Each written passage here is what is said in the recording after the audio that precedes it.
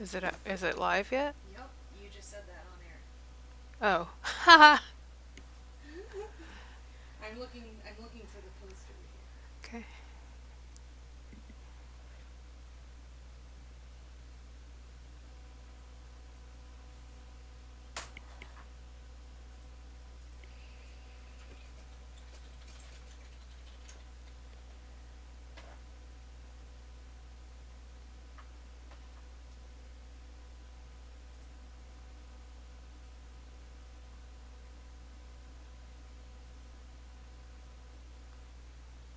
Please hold. I can't see the post. Okay, you're on.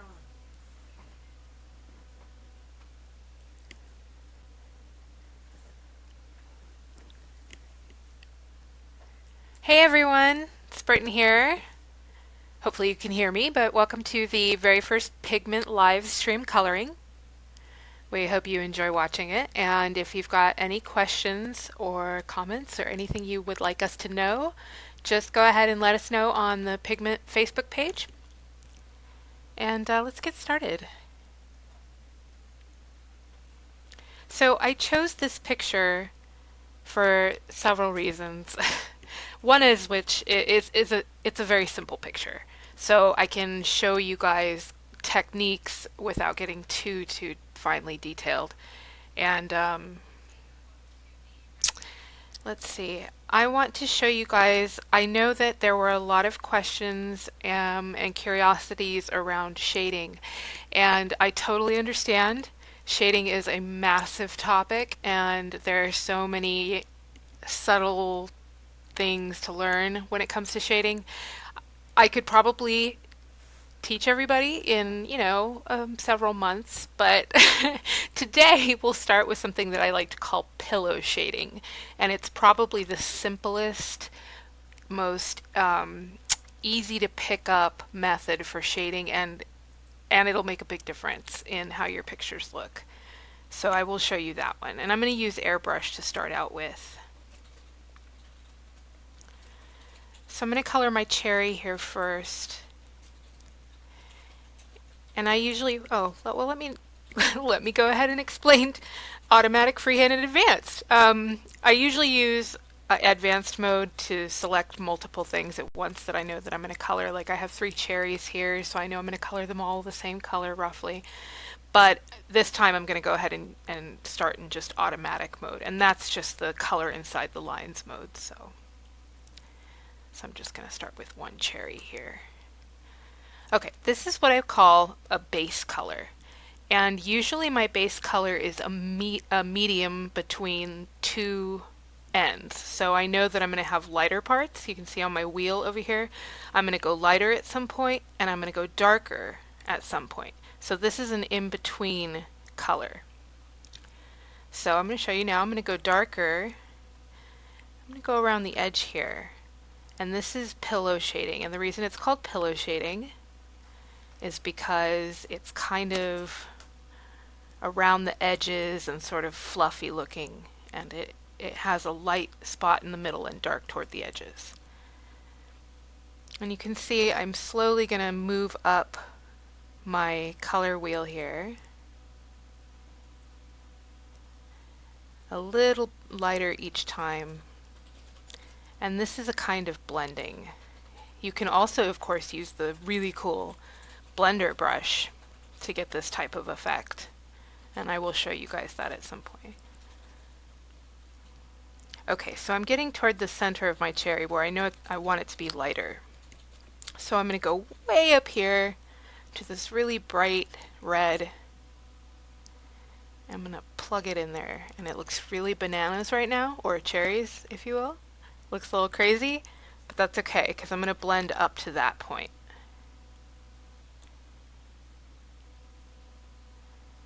Make my brush a little fatter.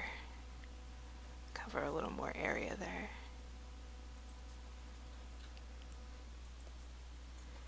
Okay, and now I'm going to go really bright, and that's for my shine on my cherry. Just like that. and this is pillow shading, and it's just really, really easy to pick up. The basic concept is just light towards the center of whatever you're coloring and dark toward the edges. It's not the most advanced or perfect kind of shading, but who cares? It looks awesome, and it's easy, and it's fun, and it's the very first shading method that I learned when I was a kid. And I'm always excited to teach people how to do that if they don't know, because, you know, you can take it with you and teach almost anybody this technique. So what I did there just now, if you saw, is I softened it up so that it wasn't so harsh. And by that I mean I just took a pink here and just kind of lightly went over my colors to blend them together. I did not. I see somebody asked, did I use the blur tool? I did not, but, and blur, I think you mean blender. I'm hoping that's what you mean. I did not use the blender tool, but you can. You can totally use it, and it's awesome. In fact, I'll show you on this cherry here how to use the blender tool. So let me show you another way to put down base color. Super easy. You take the fill tool here and you just tap your space just like that. Okay, so I'm going to show you blender tool. So when you use blender, you have to have, hang on one sec guys. Okay, when you use the blend tool, you have to have at least 2 colors so that you can blend them together. So I had the darker base color and I'm putting the light color in now with my shine and everything. So instead of taking the airbrush and blending, I'm going to show you the blender tool. This right here, this scale will tell you how much the tool is going to blend, so like how powerful it's going to be, let's put it that way. So I'm going to put it at about half. And then of course your brush size tool just tells you how wide of an area the color that it grabs will be. So you can see I'm just kind of making circles just to mix these colors together a little bit. You can play around with your sliders until it starts to look the way you want it to look. And the trick with the blending tool is, at least I think the trick with the blending tool is to go slow. Go slow and almost like you're, well, I don't want to say putting on makeup because I'm sure there are plenty of you out there who don't put on makeup. But just go slow and take your time. There's no reason to rush, and you'll actually probably get better results the slower you go because you won't be grabbing colors from all over the place. You'll be more controlled. So just like that. And I'm going to add a little bit more of a dark color here toward the bottom with my airbrush tool, and then go back and blend that in.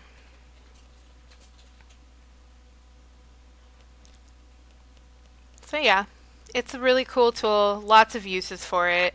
This is but one. Okay, so hopefully you guys can see how that looks. Very similar effect. Okay, so let me go and show you guys another cool thing. I work almost exclusively these days with the pencil tool, and it's one of the ones that's available in free mode, or not free mode, but to free unpaid users. Let's call it that. So anybody can access this tool. And I'm going to show you guys how to shade even if you're not using a straightforward shading tool like the blender or the airbrush. Hope you guys don't hear a bunch of noise in my background. I have a dog and she is loud. Okay, so I'm gonna make these raspberries or blackberries. Yeah, blackberries, that's what I want. So I'm gonna start with blue. I'm putting in my base color here. I know that I'm gonna go a little darker and a little lighter.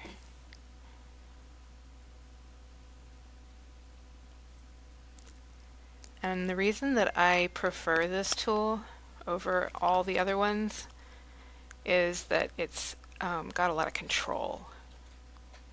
It feels very natural. I do use all of the other tools. You will see me use them all because they're amazing. But this is sort of my pet tool. Okay, so I'll just start with this many because I don't want to color it all in right now. Okay, so I'm going to go to actually kind of a purpley color. And what I'm doing is I'm just kind of shading over or going over my color here with this one, with this pink.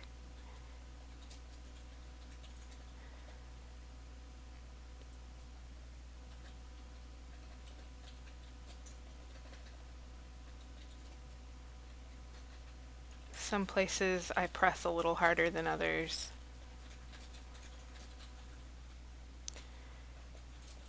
And then I'm going to go about right here to this kind of light purple.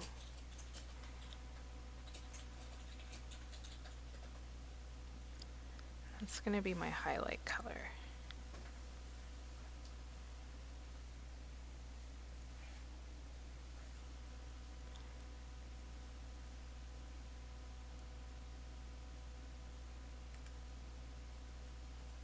So you can see it's really easy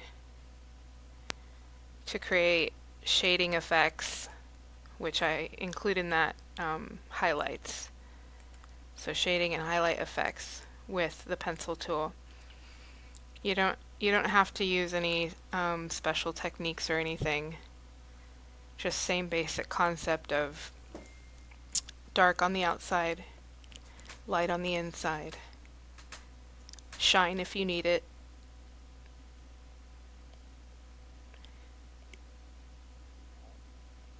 Just like that.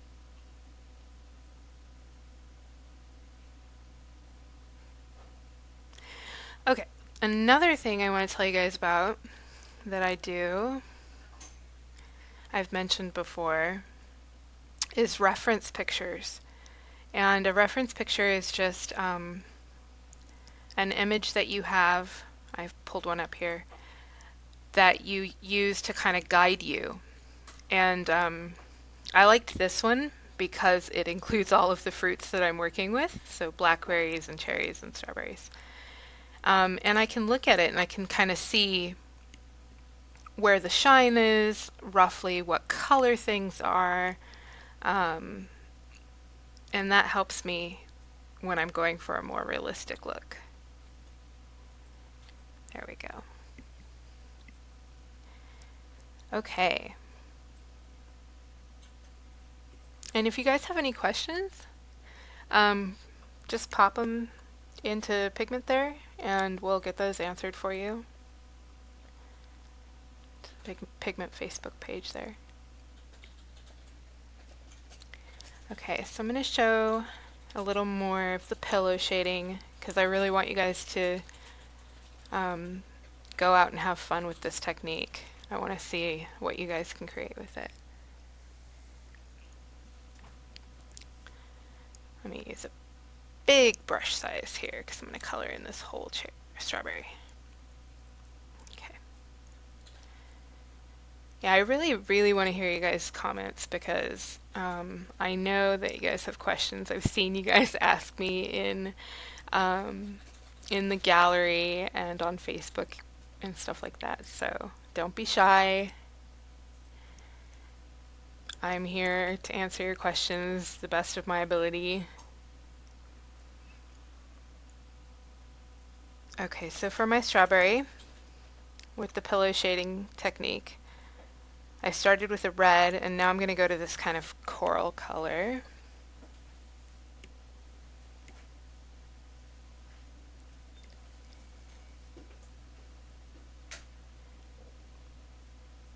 this.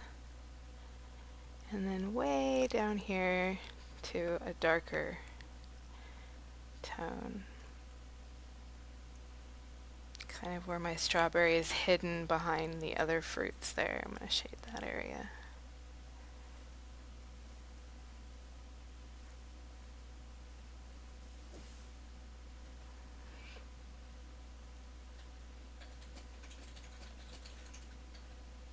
Just like that. And hopefully I'm conveying to you guys how easy this is, because I promise you this is super, super easy. You do not have to be afraid to shade using this technique. It's like, I don't know, it's almost like foolproof. And people are always impressed. And then you get to be like secretly knowing that it's not hard at all. My strawberry there. Okay, so those are the colors that I want this strawberry to be. And I'm going to show you how I do my highlights on strawberries. I think I will stick with the airbrush tool. Go down here. Okay, Deb Jennings, you asked if Pigment is available for Windows 10. It is not. It is only for iOS and Android.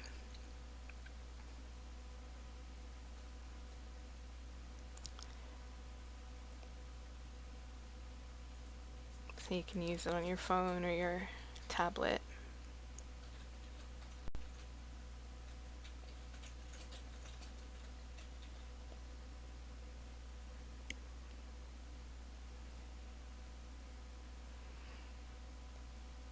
Okay, so I'm doing this weird looking thing because if you look at strawberries, pull up my reference picture here, you can see that strawberries have a dark ring right next to the seed on the outside there, right next to the yellow seed.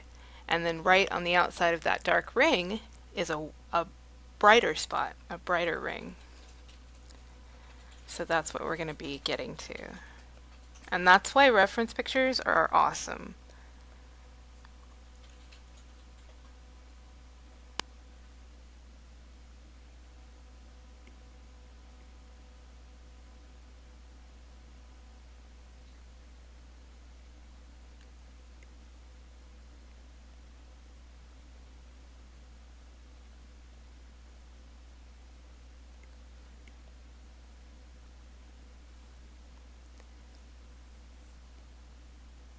Okay. Let's just do those for now.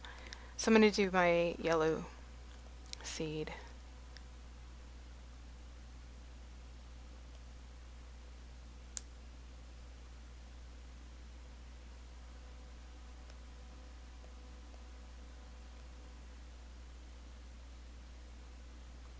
And this is all, so far, on the strawberry here, it's all been the airbrush tool.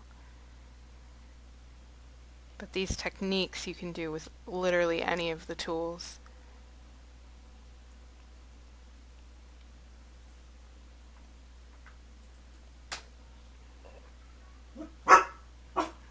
That's my dog. She barks at everything. Okay, so there's my strawberry seeds. And you can sort of picture what that will look like when it's all done. You'll have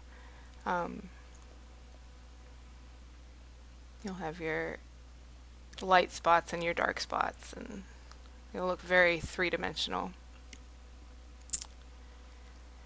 Okay, did anybody else have any questions about this technique of pillow shading?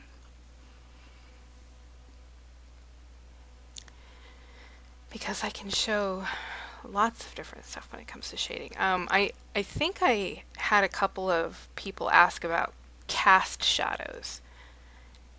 And that's another really easy thing to show you guys. And cast shadows are just the shadows that an object creates when it blocks the light from getting to another object near it.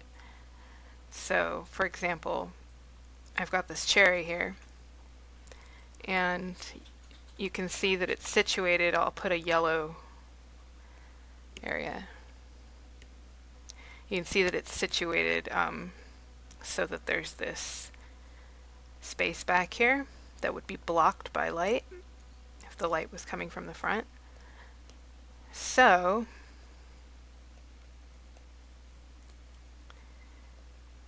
what do you think? You think vanilla icing? I think vanilla icing. So I'm going to use the airbrush tool and I'm going to show you a cast shadow. Super, super simple. Whatever your color is that you're working with, so I'm working with this kind of, oh good, I'm seeing some questions come in here. Let me finish this train of thought and I will totally get that. So when you're doing cast shadows, you want to work within the same palette or the same color as your base. So my base here is this vanilla color, so I'm sticking within it. And the reason for that is if I were to use black, it would be way too harsh. It would be too cool, and I don't mean cool like awesome dude, I mean cool like the opposite of warm. And it would look very unrealistic and harsh. So by staying within my color family here, and all you do is you just sort of mimic the shape of your object that's blocking the light. And you can get really detailed, or it can just be the hint of it, enough to fool the eye into believing that there's a space there. That's all a cast shadow is. It's just a darker version of the color you're working on top of, roughly mimicking the shape of the thing that's blocking your light. Okay, so Claire asked, what's the difference between coloring digitally and coloring on paper? Well, number one difference is you can erase really easily and you don't have to use a rubber eraser and you don't have to wad your paper up and throw it in the trash. So that's much, much cooler. You can save your stuff and come back to it whenever you want, and it's exactly how you left it, and you don't have to store it in any special way. And so there are a lot of sort of, I guess what I'd say are sort of technical advantages, and that are differences between coloring on digital paper and coloring on actual paper. But as far as the tools, at least in Pigment, and this is something I really respect Pigment for, the tools are very realistic. They're very true to life. They look and feel like the tools do in real life, and that's hard to accomplish. I mean, the work that went into that is just amazing to me. The airbrush feels like an airbrush. It looks like an airbrush. The pencil looks exactly like a pencil. In fact, when I first started using the pencil tool in Pigment, I would blow on my screen as if I were blowing away extra pieces of pencil shavings and stuff, because it tricked my mind. It actually tricked my mind into thinking that I was working with a real pencil. So in some ways, there are a lot of differences between paper and digital, and in other ways, your mind can be fooled because it's so realistic and so true to life. Okay, and then Kelly asked, what is my favorite tool to use? Kelly, my favorite tool is the pencil tool. I use it so often. I probably use it too much. I should probably branch out a little bit and be less boring, but I can't help it. I love the pencil tool. I have so much control over the color. I love the tooth that's built into the pencil tool. If you can see how it leaves these white spaces, that looks so realistic to me. It looks so much like I'm coloring with an actual colored pencil, and I love that look. I don't know, it's just it makes me feel like a kid again. But yeah, I have a lot of control with the pencil tool, and it's quite forgiving too. When I do make mistakes, I feel like I feel like they're easier to hide or correct with the pencil tool. So that's definitely my favorite. And let's see.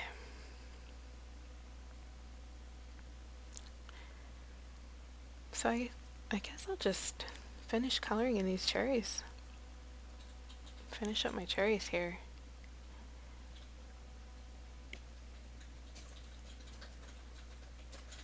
So you guys can see pillow shading in action. And some people will tell you that pillow shading is, unsophisticated and blah, blah, blah, whatever. If it looks good and you're happy with it, then that's all that matters. I'm kind of a fan of if it works, go with it. And pillow shading definitely works for tricking the eye and making things look more three-dimensional.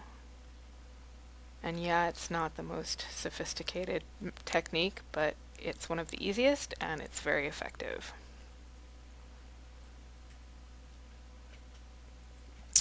And yeah, so I was talking about tooth. Um, that's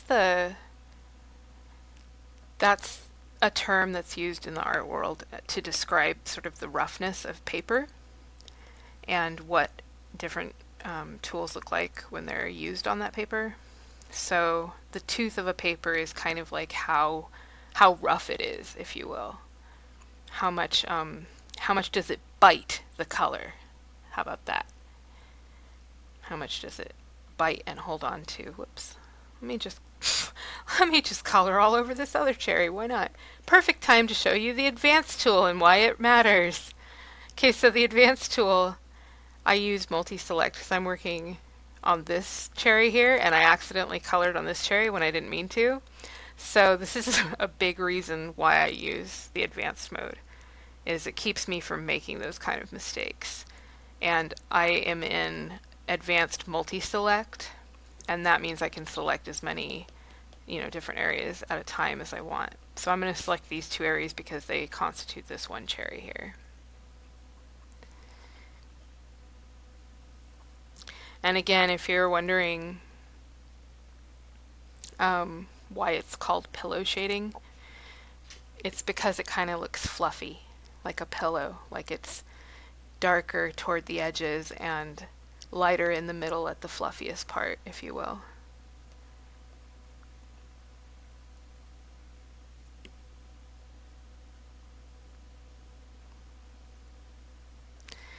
And hello to people who are filtering in. If you have questions or comments or anything you want me to go over, I do not mind repeating something if you missed something. And I'm going to use the blend tool right now. This is the new tool. I'm going to show you guys how to use that. See, I'm just going slowly and kind of mixing these colors up a little bit. I do like the as I described, tooth of the pencil tool, but right now I'm going to stick with the shiny. And I'm going to switch to airbrush after my blend tool there. Kind of add in some dark again.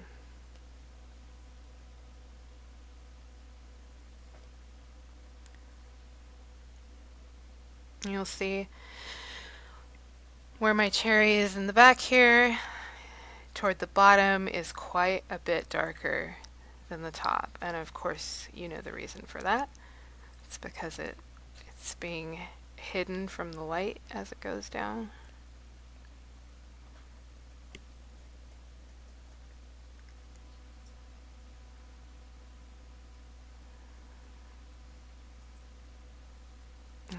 so that cherry in the back is a little darker. I've made it a little darker than the one in front because it's not catching as much of my light, which I'm imagining is coming from the front in this picture.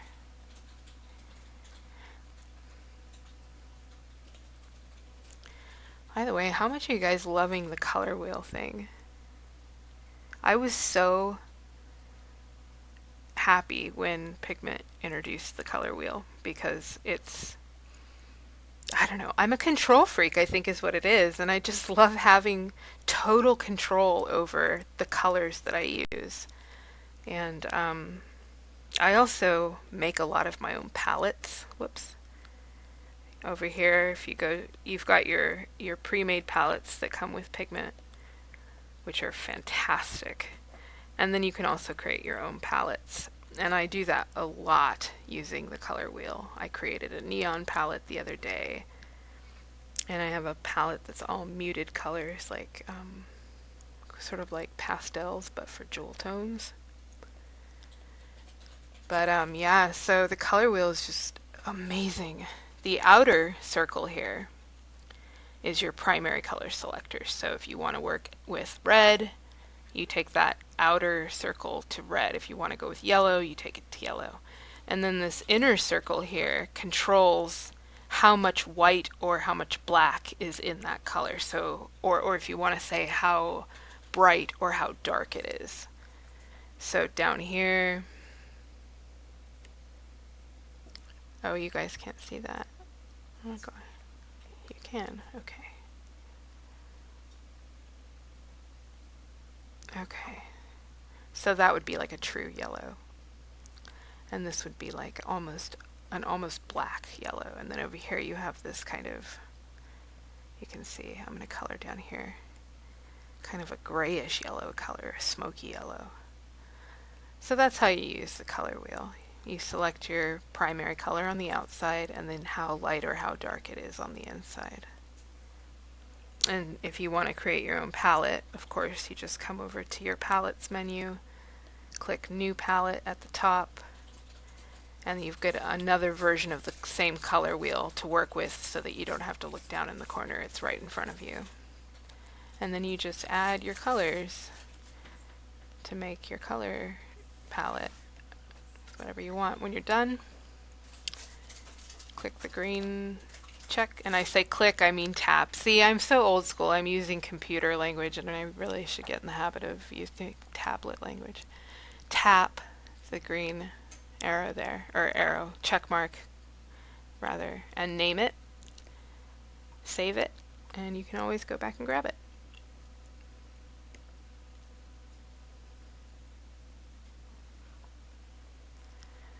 Hi again to anybody who's come in. If you've got questions or comments, just plug them into the Pigment page there. Marissa, I see you. Welcome. Okay, so let's see. I want to finish this strawberry because it's kind of bothering me because it's unfinished. So I'm going to go to advanced mode again. And I'm going to... People are laughing at me because I'm so crazy about getting things perfect. I'm using advanced mode because this strawberry has a bunch of little tiny dots, seeds in it, and I don't want to touch those. I only want to touch the outside part. So I selected just the fruit part, if you will, of my strawberry. And I'm going to work with a darker color around these white things. And if you missed it, I use a reference image, which is just a real life picture, to help me figure out how to color things sometimes. So instead of doing my strawberry just a flat red, I'm going to do, you know, a darker red and kind of an orangey red, and then a yellow seed, and then there's that circle of darkness around the seed, and so on and so forth. So let me go, whoops, let's go back to, oh good, let's just close the program. That's great. Let's try that again. Bear with me, guys. This is my first time. Can you tell? Okay, let's go back to that. Okay.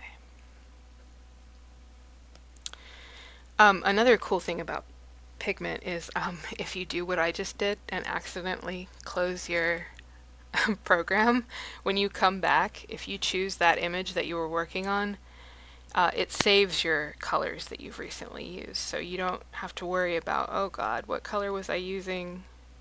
They're all right there for each picture, which is a big help.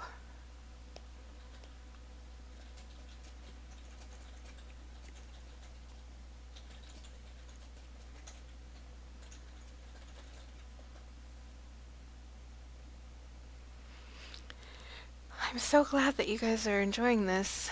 I'm a little bit nervous because I've never done this kind of thing before, but I'm also really excited because I love to sort of help people learn how to express themselves through art. So I'm really glad that you guys are tuned in and asking questions and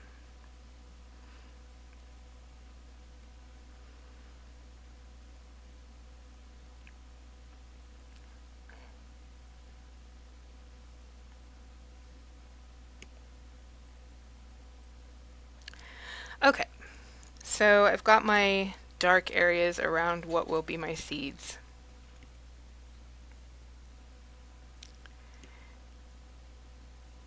And I'm going to do a brighter spot on the outside of the darker spot. And that's because this part of the strawberry would be the part that catches the light the most. And that's really all that shading is. Shading and highlighting is just what's closest to the light source and what's farthest away from it. What is catching it and what's prevented from catching it. And, whoops.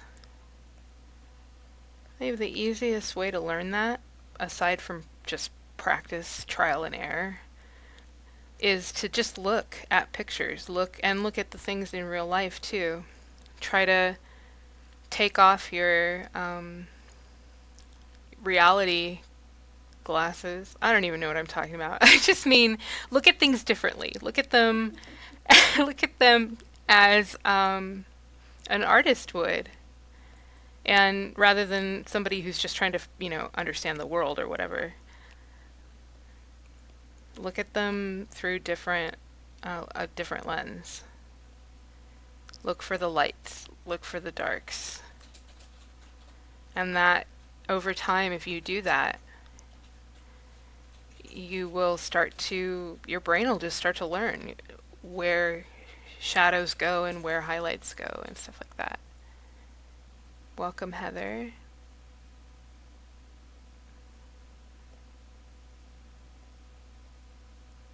And I was going on about how much I use the pencil tool, but I've been using almost exclusively the airbrush tool in this picture. Airbrush tool is just so forgiving, and it allows you to cover a lot of area at once. That's nice.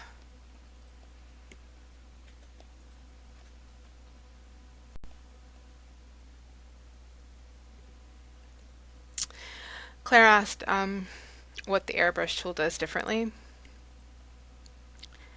You can kind of think of the airbrush tool as like a softener. It allows you to put color down, but in a way that's not really harsh. So you don't get any sharp edges and you don't get any texture at all. It's just really smooth. Yeah, that's right. Brown Paper Bunny said that you turn off your perception of what you think should be there versus what you actually see, which is a much more poetic and prettier way of saying what I was trying to say. So thank you. I am not very good with words, but I'm pretty good with coloring, if I do say so myself. Okay. All right. So now that I've got my light and dark, I'm just going in with red and kind of blurring some of my edges.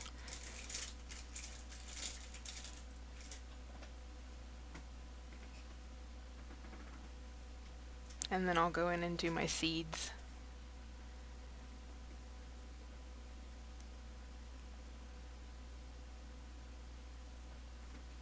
And if I were to color this sort of quote unquote perfectly to my specifications or whatever, it would take me at least 2 hours. But I don't want to sit here for 2 hours and bore you guys with all that, so I'm doing it pretty quickly. This is mostly just to get to know you guys and hear your questions and, help you out in places that I can. So my pictures won't be flawless. But hopefully I'll be able to answer those questions for you guys.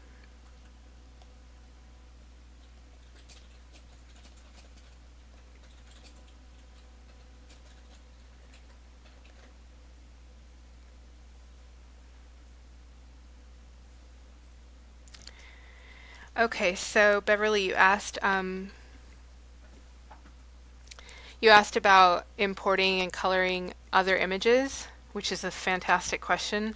And I would love to cover that in another live stream because it is such a big topic. And I want to be able to devote enough time to it and really get into detail with that because I know that that is a fun feature and people have a lot of questions about that. Welcome, Ronnie.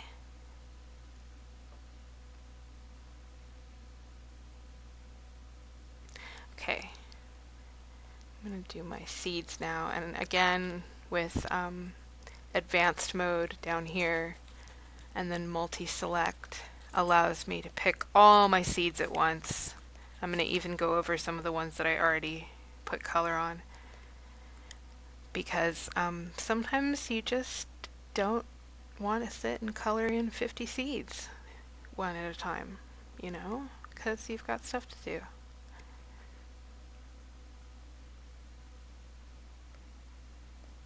So that allows me to color in all the seeds at one time. And then I can go in and refine them a little bit. So I hopefully explained pillow shading well enough that you guys will be able to go out and give it a try. I know some of you guys came in sort of halfway through that, so if you do have any questions, I'd be happy to go over that again.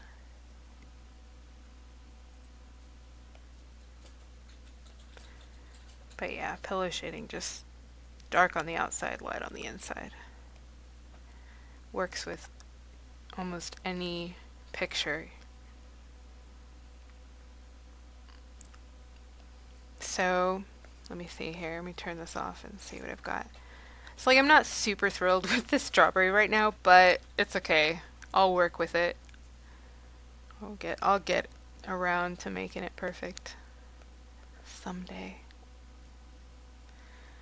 Let me go back to the pencil tool. Oh, actually, you know what? I'm lying to you. I'm totally lying. I want to show you guys marker real quick because I think a lot of people believe that you can't shade unless or highlight unless you're using certain tools. Fear not, you can. If you want to use marker, if you love marker the way that I love pencil tool, I'm going to show you guys how to shade using marker. Okay, so I usually am about somewhere between 80 and 90% opacity. I don't want to be full opacity when I have marker because I'm going for a certain effect, and that's what I'm going to show you. So let me test a brush size here. I want a little smaller than that. Oh, there we go. That's good. Okay. I'm going to zoom in close so you can see what I'm doing here. With marker, to create a shaded effect, like the one I'm talking about. Am I in advanced mode still? Of course I am. Allow me to fix that. I'm going to go to automatic mode again so I can color inside the lines. So go around the outside with your color, and then go on the inside with your color, or a different color rather. And then just start shading by going over your strokes with lighter and darker versions of whatever colors you're using. And if you go incrementally, you can create a gradient effect that looks really cool when you zoom out. So you see I'm working kind of within this whole area of my color wheel, getting slightly lighter towards the center. And then I'll shade down here again. So still kind of working with that pillow shading concept. But then when I zoom out, you can see it has a shaded effect. It looks like, it's three-dimensional. So you can do shading with the marker tool, and highlighting for that matter. So doesn't have to be just the pencil tool or just the airbrush tool. You can do it with watercolor, do pillow shading with watercolor. I can show that to you. Just really any tool. I mean, it's one of those techniques that is, like I said, it's just really forgiving.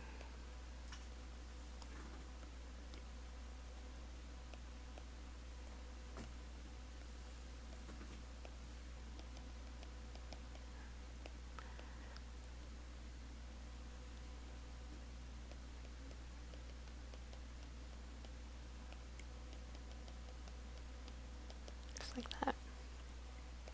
Erase my little... So you've got marker tool, watercolor tool, pencil, airbrush. Pillow shading works on any picture, really. I dare you to find a picture that you can't use that technique on. And any tool, as long as you just remember that basic dark at the corner or dark at the edges and light toward the center.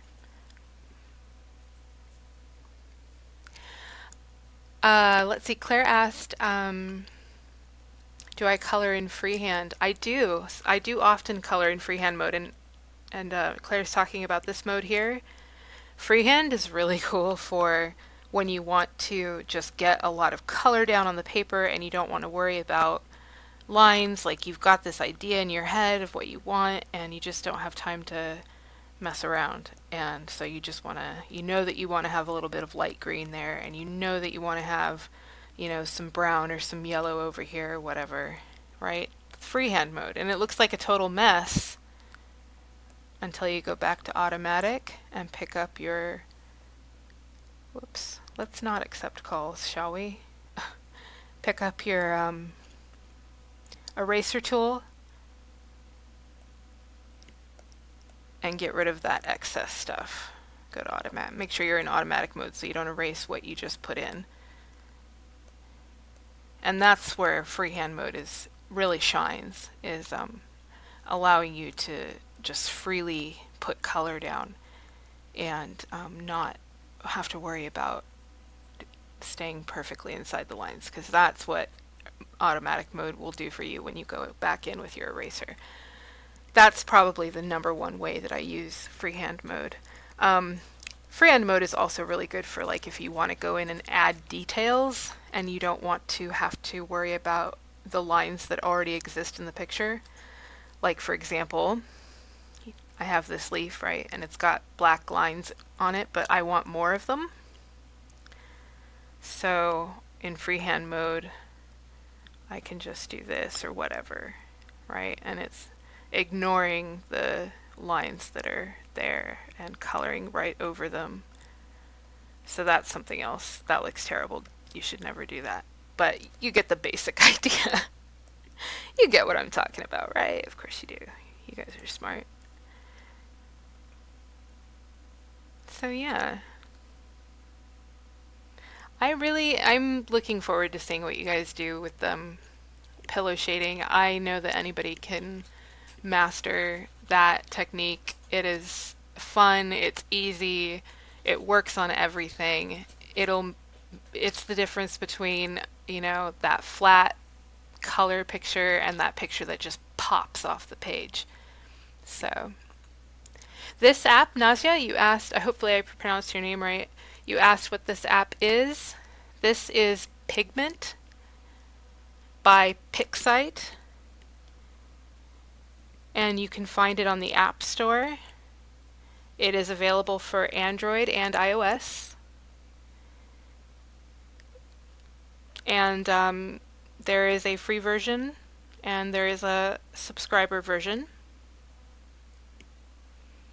And it's just tons and tons of amazing images and coloring books full. Each one of these pictures is just the cover of an entire book of pictures. So there's hundreds and hundreds of pictures to choose from, and they're amazing. You're not going to find these pictures anywhere else. And we have exclusive artists, featured artists that come in and do stuff for us. So it's a really cool app. And I'm not just saying that because I work for them.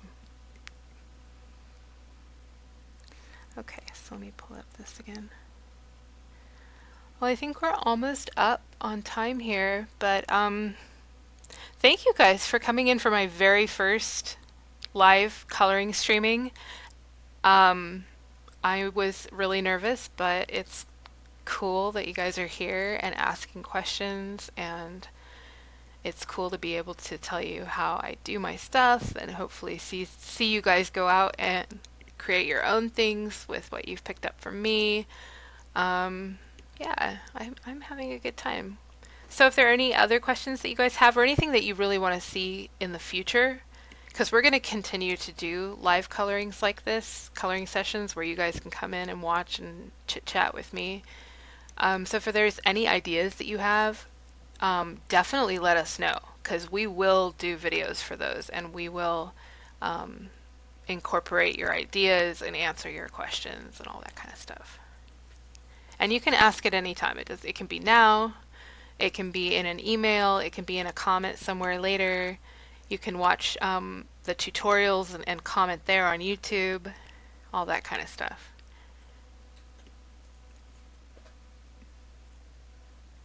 You guys are welcome. I'm seeing you guys say thank you. You're welcome. I'm just, I don't know. I love teaching other people how to do stuff. My dad taught me, and any chance I get to teach somebody else something cool just makes me really happy. I really gotta fix this strawberry. This strawberry is making me really nervous. It just doesn't look quite right. See, I've been coloring for, let's see, 30 years, I think, and I still am learning new things and making tons of mistakes and going, that looks awful, let me start over. So if you ever feel like, oh, I can't color as good as Britton or whatever, trust me, I produce some truly atrocious stuff and make mistakes constantly and go back and fix. And that's it. Go back and fix and redo and practice, and you'll get there. Eventually you will get to where you want to be.